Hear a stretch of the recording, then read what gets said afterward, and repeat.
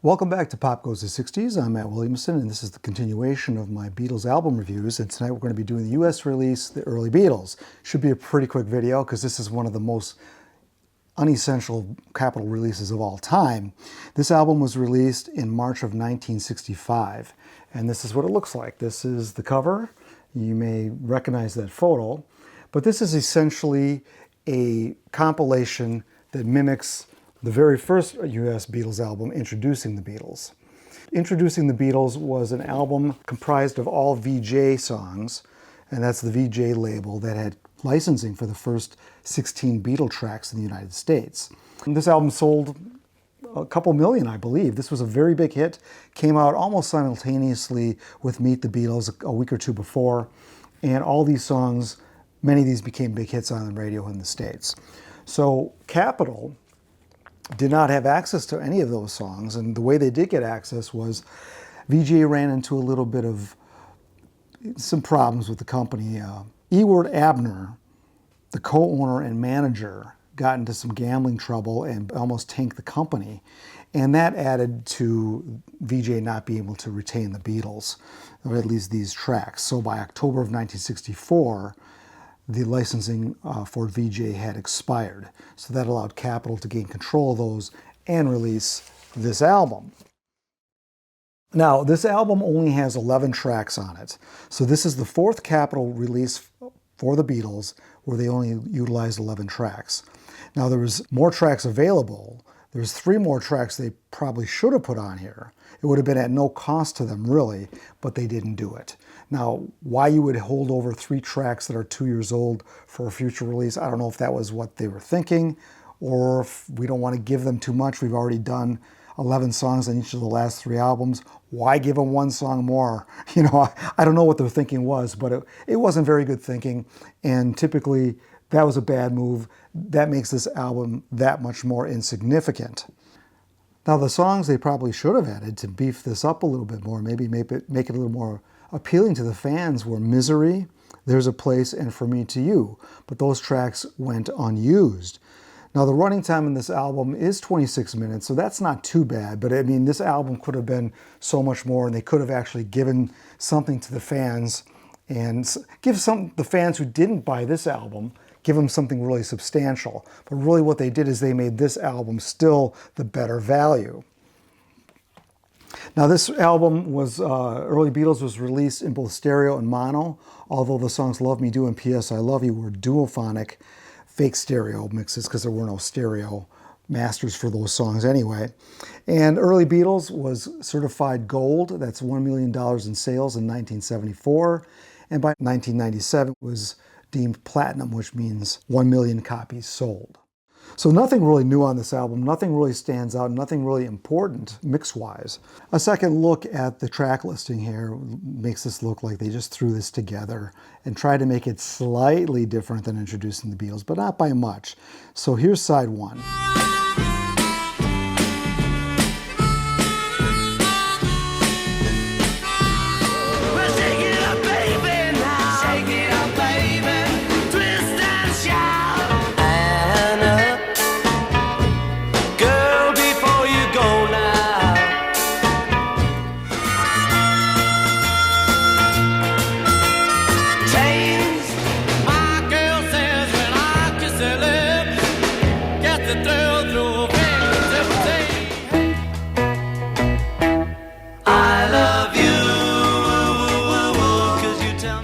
Okay, Love Me Do is a pretty good start, but then we go right to Twist and Shout, which is an obvious side closer.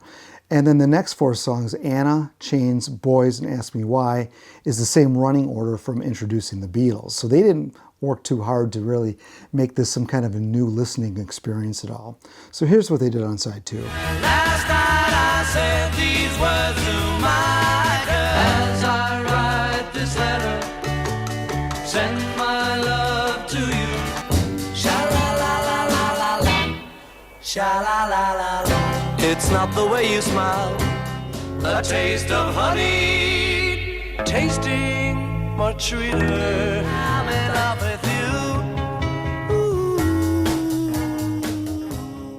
you. With only 5 songs on side 2, it feels like it's over way too quick. And of course, we get the wonderful album closer of Do You Want to Know a Secret, finishing it all off for us. So the remaining Vee-Jay tracks that were not used on this album, let me just show you where those wound up. So I Saw Her Standing There was a Vee-Jay song. That wound up on the first Capitol album, Meet the Beatles. Thank You Girl wound up on the Beatles' second album. For Me to You was on the Red album, 62 to 66.